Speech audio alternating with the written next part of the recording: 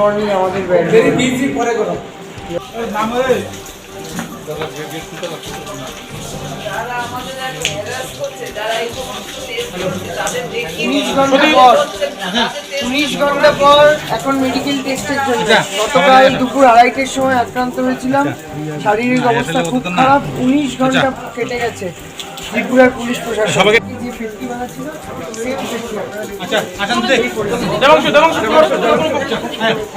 কি বলবো, আপনারা তো দেখেছেন।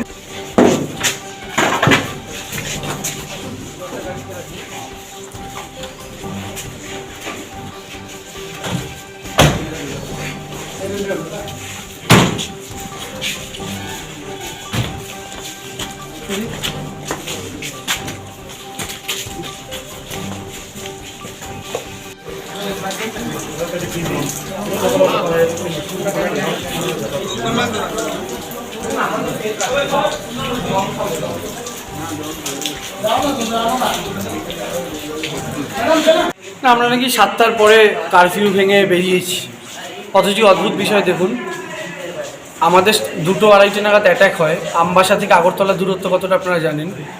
4 ঘন্টা পর্যন্ত পুলিশই আমাদের বলে আপনারা কেউ নামবেন না, আপনারা বেরোতে পারবেন না, অ্যাটাক হতে পারে। তারপর পুলিশের কাছে অনুরোধ করায় পুলিশ নিজে স্কোয়াড করে বেরোয় হচ্ছে 6:30 থেকে 6টা থেকে 6:30।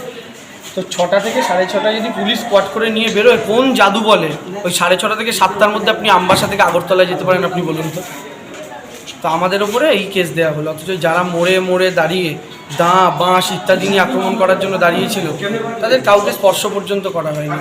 রুট পরিবর্তন করার পর স্কট থাকাকালীন আমরা আক্রান্ত হলাম। এই তো অবস্থা। রাত্রে ভয় এনেছিলাম, তারপরে সকালবেলা হঠাৎ জানতে পারি অ্যারেস্ট করা হয়েছে। কী কারণে অ্যারেস্ট করা হলো? ওই যে আমরা নাকি 7টার পরেও কারফিউ ভেঙে না মেনে বেরিয়েছি আর কি, এটাই কারণ চলছে। অভিষেক বন্দ্যোপাধ্যায় আসবেন, আপনারা জানেন, সবাই আসবেন, ব্রাত্যদ্বারা এসে পৌঁছেছেন অলরেডি। আপনার কয়জন ইনজুর হয়েছেন? ইনজিওর্ড মেনলি তো বড়োভাবে হয়েছে সুদীপ, তার দেখেছেন মাথা ফেটেছে। জয়াদির কান গালের কাছ কেটে গেছে, আমাদের শরীরের ভেতরে কাঁচ ফাঁচ ঢুকেছে সবার। তবে মেনলি সুদীপ এখানে ইনজিওর্ড, এবং কালকে 2:30টার সময় ইনজিওর্ড হয়েছে। এখনও পর্যন্ত কিচ্ছু হয়নি।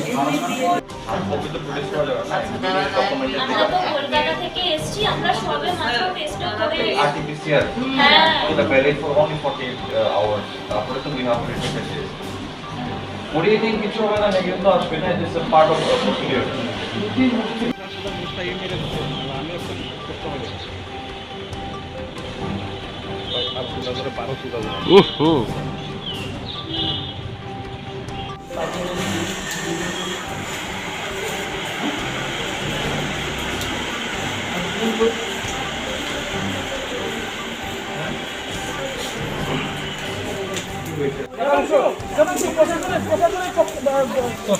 কোনো বক্তব্য প্রশাসনের প্রসিজার নিয়ে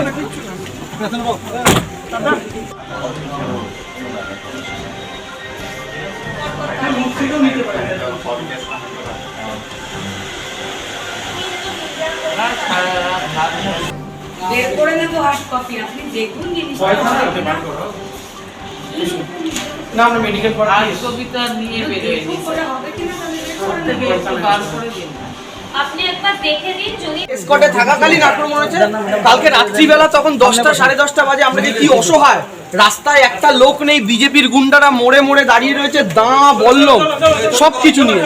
এই অবস্থার মধ্যে আমরা এগোচ্ছি কি ঠেলাঠেলি করছেন, প্রশাসনের আপনারা কি চান না মিডিয়ার সামনে বলি ব্যাপারটা? প্রশাসনের